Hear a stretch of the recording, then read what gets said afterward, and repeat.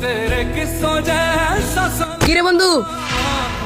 सलोना जहाँ है यहाँ सपनों वाला मेरी पतंग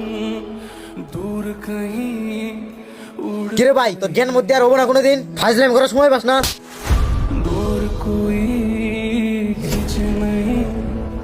बीच আরে দোস্ত माँ आजा सांझोई मुझे तेरी फिक्र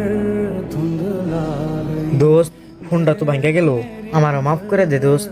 দূর পাগল একটা ফোনই তো ভাঙা গেছে তাতে এমন কি হয়েছে তুই মন খারাপ করিস না আর বন্ধুদের চাইতে কি ফোনের দাম বেশি